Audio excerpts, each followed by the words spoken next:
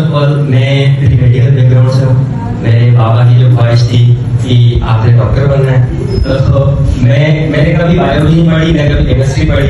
मैं अपनी अलग से कंप्यूटर की फील्ड में लगा रहता था और अपनी मैथ स्ट्रॉन्ग कर रहा था। इस डिपार्टमेंट में आपकी मैथ बहुत स्ट्रॉन्ग होनी चाहिए, तो वो मैं चुपके से अपना सब कुछ अलग से मैंने किया। मेरे पापा के कहने पे एमडीकेट दी थी, लेकिन वो नहीं क्वालिफाई कर सका, मुझे करनी ही नहीं थी। उसके बाद फिर इन दी एंड, क्योंकि हमारे जो पेरेंट्स होते हैं ना, वो कभी भी हमारे खिलाफ नहीं होते, वो बस हमें कुछ देखना चाहते हैं। तो उन्होंने इन दी एंड बाबा ने मेरा पैशन देखा कि बस अब ये यहीं जाएगा।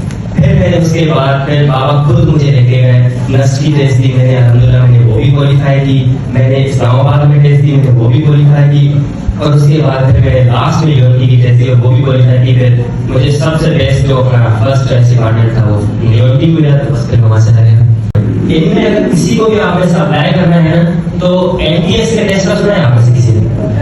एनटीएस नेट होती है, जो हर मंथ एनटीएस नेट होती है। मैंने भी एनटीएस नेट किया था। आप अपना भी टेस्ट दे सकते हैं, लेकिन वो ऑब्वियसली दूर पड़ता है, तो जाने की कोई जरूरत नहीं। हर महीने हैदराबाद में अपने तिलक चाड़ी पे जो है स्कूल है, वहीं पे हमारा एनटीएस का टेस्ट होता है। वहीं पे 90 एमसीक्यूज होते हैं, बहुत बेसिक एमसीक्यूज होते हैं। एक अटेम्प्ट नहीं हो रही, दूसरी दिन, तीसरी दिन, इंशाल्लाह थर्ड तक आपका इतना स्कोर बन जाएगा कि आपको कोई भी यूनिवर्सिटी उठाने के लिए तैयार हो जाएगी। 2 यूनिवर्सिटीज आती हैं और वो टॉप नॉच यूनिवर्सिटीज आती है। इवन कॉन्सेप्ट्स हो गई, यूएफटी हो गई, फास्ट जो लाहौर, कराची, फास्ट इस्लामाबाद भी एनटीएस में आती है, सब एनटीएस। अच्छा, वहाँ से मेरा एक सवाल है कि अगर एक बच्चे जहाँ बैठे हुए हैं, तो इनको कौन से सब्जेक्ट पे ग्रिप पकड़नी चाहिए? आपने कहा 90 एमसीक्यूज होंगे, वो किस किस सब्जेक्ट के होते हैं और उनमें कितनी परसेंटेज होती है, वो भी बताइएगा। सर अगर ये मेडिकल वाले हैं तो इनमें 20 एमसीक्यूज बायो के होंगे, ठीक है, और 20 समथिंग होते हैं मैथ्स के होते हैं, ठीक है, और इंग्लिश के होते हैं। एनालिटिकल सबसे ज्यादा जो इसमें ट्रिकी क्वेश्चन होते हैं वो एनालिटिकल होते हैं, वो 25 एमसीक्यूज होते हैं। मतलब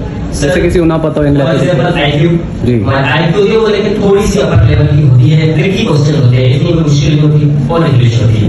90 एमसीक्यू इसी में आते हैं। आप सिर्फ अपना आईक्यू में, आपको 2-3 चैनल्स हैं जहाँ से मैंने खुद तैयारी की थी यूट्यूब पे, वो भी बता दूंगा सर को, आपसे शेयर कर देंगे। उनसे आप सीख के इजीली, मतलब अगर मेरे लिहाज से देखा जाए तो एनटीएस की टेस्ट 2 दिन देते हैं, अगर आपकी बेस स्ट्रॉन्ग है तो। बाकी तो फिर ना करने वाले तो अगर किसी की बेस कमजोर है तो वो क्या करे?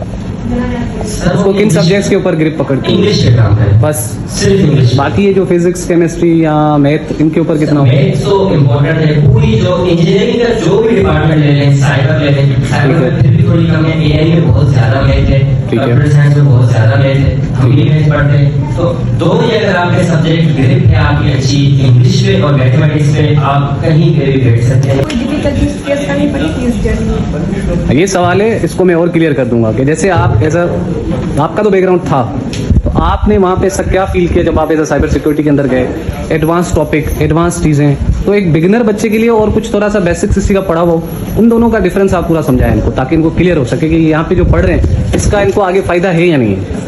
बिल्कुल है, क्योंकि अब जहाँ पे हम गए ना, हम पहले तो हमें सिंध के बच्चे, ठीक है ना, सिंध के इंटीरियर सिंध के बच्चे, हमें नहीं गाइड किया जाता, हमें कुछ भी पता नहीं होता है। वहाँ पे जो मेरे बेचमेट से मेरे साथ बैठे थे वो 90% आईसीएस के होते हैं, वो ये सब कुछ 9th क्लास से पढ़ के आए होते हैं, हमने नहीं पढ़ा होता है। तो अगर हम अभी से अपने, जैसे कि सर का इंस्टीट्यूट है, हम यहीं से प्रिपरेशन करने शुरू होंगे, तब जाके हम वहाँ पे उनके साथ कॉम्पीट करने के लायक होंगे। अब मैंने यहाँ से पाइथन सीखी थी, सीएसएस सीखी थी, एचटीएमएल सीखी थी, और बिल्कुल जो बेसिक है सब कुछ मैंने क्लियर था। तो आज अगर मैं उन आईसीएस वालों के साथ बैठता हूँ ना, मुझे उनके साथ कॉम्पीट करने का लेवल मुझे पता चलता है कि वाकई मैं कुछ सीख कर आया हूँ। वहीं पे हमारे जैसे मेडिकल के दूसरे बच्चे होते हैं, वो बेचारे स्टिल उनकी स्टिल सप्लियां आ चुकी है पहले सेमेस्टर में आईसीटी में, हालांकि वो बहुत बेसिक था। उसमें क्या था, अपना MS Word, PowerPoint, Excel और बेसिक सी कोडिंग थी, उनको कोड ही समझ नहीं आया। अब हम एडवांस कोडिंग कर रहे हैं, लेकिन मेरी क्योंकि बेस अच्छी थी, मैंने अपना लीड में टाइम गुजारा था, इसलिए मुझे इतना पता है कि कोड में लिखा क्या हुआ है और मुझे एरर कैसे फाइंड करनी है, मुझे उसको सॉल्व कैसे करना है। ये बहुत बड़ा आपको एडवांटेज है कि आप अपनी बेस यहीं से बना के जाए, वरना फिर वहाँ पे, यही मैं बोलता हूँ, सबको बोलता हूँ कि यहाँ से निकलना मुश्किल नहीं है, वहाँ पे सर्वाइव करना बहुत मुश्किल है। अंदर गहराई से सीखी, आपने क्या समझा और वो हमें बता सकते हैं? यार पहले तो साइबर सिक्योरिटी हम सबको ये लगता है कि सिर्फ हैकिंग, बस हैकर बैठे हुए हैं, हैक कर रहे हैं। हमारा काम है प्रोटेक्ट करना। बहुत सारे इसमें जो है ना इसकी टाइप्स होती हैं, नेटवर्क सिक्योरिटी होती है, ऑफेंसिव सिक्योरिटी होती है, और भी बहुत सारी इसकी जड़ें होती हैं जो कि हम डीपली जिनको जाके पढ़ते हैं और हम प्रोटेक्ट करते हैं। आजकल आप देखें कि एआई कितना फास्ट हो चुका है। एआई तो सिर्फ हमारे डेटा से, इवन एआई हमारी बैंक ट्रांजेक्शंस भी कंट्रोल कर रहा है, तो हम सिर्फ उसका प्रोटेक्टर्स हैं, हम कोई हैकर नहीं है। हाँ, अगर कोई ऐसा टाइम आता है तो वी कैन डू इट, पर इसके अलावा ऐसा कुछ भी नहीं है जो कि हम आम लोग समझते हैं कि बस ये हैकिंग है और हम घुसेंगे और ये कर रहे हैं वो कर रहे हैं, सब कुछ भी है। हमारे बच्चे के पास एक मोटिवेशन नहीं होती बचपन से, ठीक है ना। खासतौर पे गर्ल्स के पास एक सिस्टम होता है कि मोटिवेशन नहीं होती। वक्त के साथ चॉइसेस भी चेंज होती हैं और बजट को देखकर भी उनको चलना पड़ता है। तो उस चीज़ के लिए क्या ऐसा हो, किस वक्त पर क्या मोटिवेशन दी जाए, उसके बारे में आप कुछ बताना चाहेंगे? ये तो आपका सवाल बिल्कुल सही है कि बजट को देख के चलना पड़ता है, और गर्ल्स के लिए तो ऑब्वियसली बहुत सारे इश्यूज होते हैं।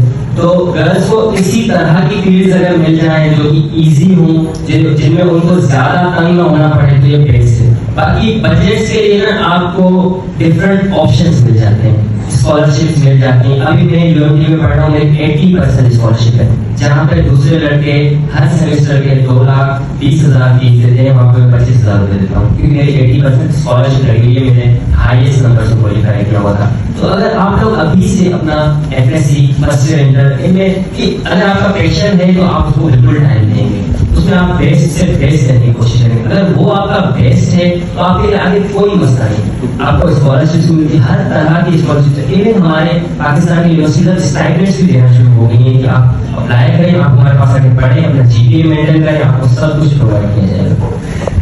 किसी ने मतलब सिंपल ही अपना पढ़ाई भी करनी है और सुकून से अच्छे से खाना पीना है, अच्छे से चलना है, तो उसका 30 to 35,000 में पूरा मंथ इजीली गुजर सकता है। 30,000 इनफ होते हैं एक लड़के के लिए, लड़की के लिए। इसमें आप हॉस्टल की फीस भी बता रहे हैं? जी सर, उसी में हॉस्टल की फीस भी आ गई। हॉस्टल के क्राइटेरियाज होते हैं, 9,000 भी होते हैं, 10,000 भी होते हैं, ठीक है। तो अलग अलग कैटेगरीज होते हैं। आप जहाँ जिधर रहना चाहें, जैसा खाना चाहें, सब कुछ आपको मिल जाता है। 30,000 में इजीली आप अपना मंथ गुजार सकते हैं। उसके अलावा जो फीसेज हैं वो तो ऑब्वियसली अलग से होती है। वो कितनी होती है वो भी बता दें सर फीस अगर यूनिवर्सिटी की बेसिस देखी जाए, सिर्फ यूनिवर्सिटी के अगर बात करें, अगर विदाउट स्कॉलरशिप आप जा रहे हैं तो आपका जो सेमेस्टर है साइबर सिक्योरिटी का वो 2,20,000 का है। आपका जो फर्स्ट जो चालान आएगा वो तकरीबन 2.5 लाख का है।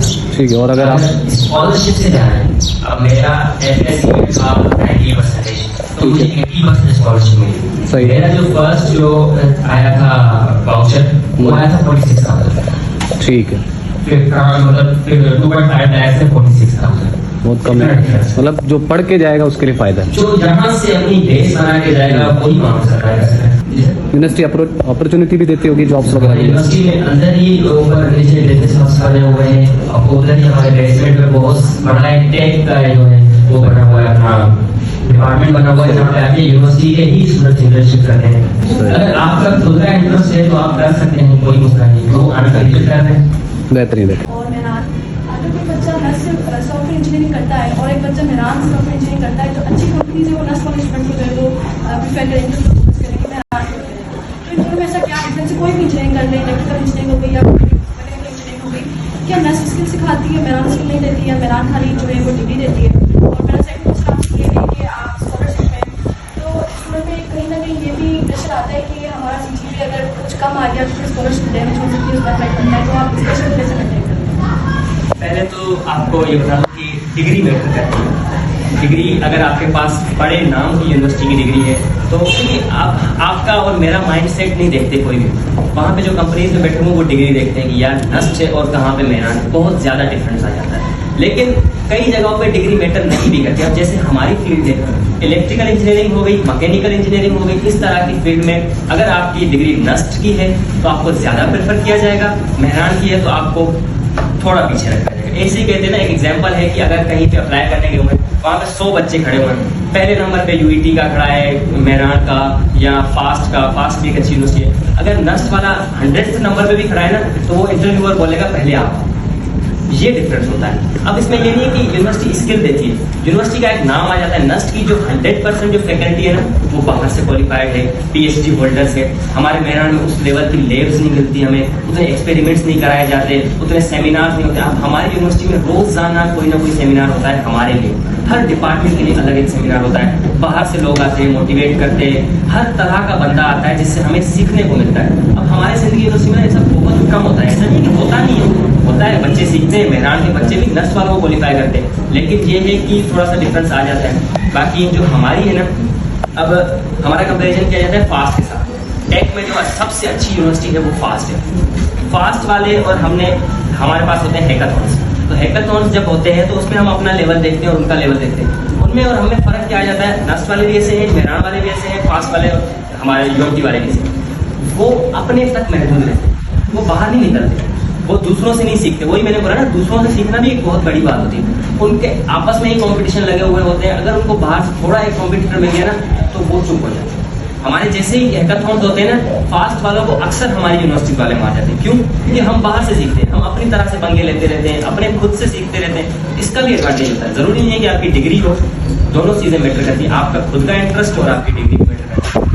प्रेशर आता है, हमारे ही क्लासमेट्स हैं बहुत सारे, उन पे प्रेशर आता है। अब मैं अपना पर्सनली, मुझे तो बाबा ने बोला हुआ है कि नो मैटर, आपकी स्कॉलरशिप रहेगा तो हर किसी का अपना होता है। लेकिन हाँ, बहुत सारे बच्चे होते हैं बेचारे डिप्रेशन में चले जाते हैं। 3rd सेमेस्टर के बाद हमने खुद देखा है बच्चे यूनिवर्सिटी छोड़ के चले जाते हैं। तो ये एक प्रेशर आता है। अगर आप इसको मैनेज कर सकते हैं तो आप CGPA वाली स्कॉलरशिप लें। अगर इसको मैनेज नहीं कर सकते तो इसके अलावा भी बहुत सारी स्कॉलरशिप हैं, रिमोट एरियाज़ की स्कॉलरशिप है, नीड बेस्ड स्कॉलरशिप्स हैं, और भी बहुत सारी स्कॉलरशिप हैं जो कि कम CGPA। स्पोर्ट्स की स्कॉलरशिप 100% स्कॉलरशिप है, फ्री है, बिल्कुल फ्री स्कॉलरशिप है। उसमें आपको GPA भी 2 मेंटेन करना पड़ता है, 2 तो किसी का भी आ जाता है।